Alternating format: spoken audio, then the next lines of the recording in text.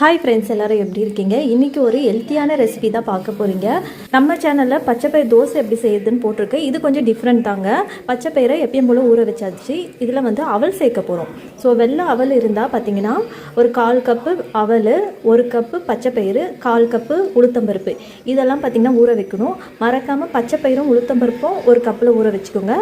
வெள்ளை அவல் மட்டும் செப்பரேட்டாக ஊற வச்சுக்கோங்க. என்னென்னா வெள்ளை அவல் சீக்கிரம் ஊறிடும். அது இல்லாமல் நம்ம அரைக்கும் போதும் செப்பரேட்டாக தான் அரைக்க போகிறோம். இது பார்த்திங்கன்னா உடம்புக்கு ரொம்ப ஹெல்த்தியானது கூடங்க. ஸோ இந்த மாதிரி நீங்கள் ட்ரை பண்ணி பாருங்கள். ஏன்னா இதில் நம்ம அரிசி சேர்க்க போகிறதில்ல. இது பார்த்திங்கன்னா ஒரு 4 மணி நேரம் நல்லா ஊறட்டும். ஊற வைக்கிறதுக்கு முன்னாடி நான் சொன்ன அளவுப்படி கரெக்டாக போடுங்க. அப்போ தான் நல்லா தோசை வரும். இப்போ பார்த்திங்கன்னா ஒரு 4 மணி நேரம் கழிச்சு பாருங்கள், நல்லா ஊறிடுச்சு. இப்போ மிக்ஸி ஜாரில் போட்டு அரைக்க போகிறேன். ஃபஸ்ட்டு பார்த்திங்கன்னா பச்சைப்பயிரும் உளுத்தப்பருப்பும் செப்பரேட்டாக அரைச்சி எடுத்து வச்சுக்கிறேன்.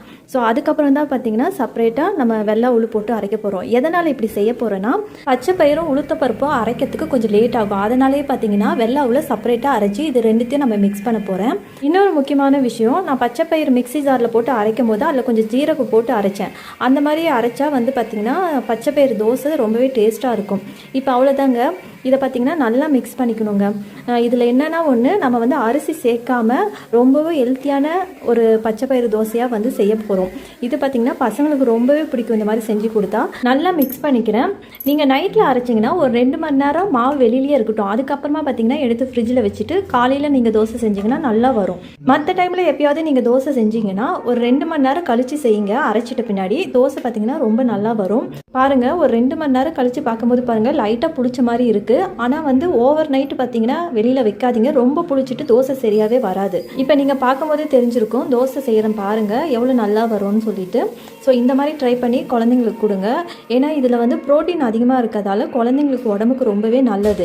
ஸோ பச்சை பயிராக கொடுத்தா ஒரு சில பிள்ளைங்க சாப்பிட மாட்டாங்க. இந்த மாதிரி தோசைனா எல்லா குழந்தைங்களும் கொஞ்சம் விரும்பி சாப்பிடுவாங்க. அதனால் இந்த மாதிரி தோசை நீங்கள் ட்ரை பண்ணி முடிஞ்ச அளவுக்கு பார்த்தீங்கன்னா அரிசி சேர்க்காம இந்த பயிர் வகையாக சேர்த்த மாதிரி தோசையாக பார்த்து குழந்தைங்களுக்கு செஞ்சு கொடுங்க. ஏன்னா அது உடம்புக்கு ரொம்பவே நல்லது. ஸோ இப்போ பார்த்தீங்கன்னா தோசை ரெடி ஆகிடுச்சு. நான் அதுக்கு பருப்பு சாம்பாரும் சட்னியும் தாங்க செஞ்சேன். இந்த மாதிரி தோசைக்கு நீங்கள் கார சட்னியும் சரி, இந்த மாதிரி பருப்பு சாம்பார், அப்புறம் வெஜிடபிள் குருமா, இந்த மாதிரி எது செஞ்சாலும் நல்லா இருக்குங்க. அவ்வளோதான், நான் இப்போ சாப்பிட போகிறேன். ஸோ உங்களுக்கு இந்த வீடியோ பிடிச்சிருந்தா மறக்காமல் லைக் பண்ணுங்கள், ஷேர் பண்ணுங்கள். இந்த வீடியோ எப்படி இருக்குன்னு கமெண்ட் பண்ணுங்கள். தேங்க்யூ ஃபார் வாட்சிங் ஃப்ரெண்ட்ஸ். Bye bye.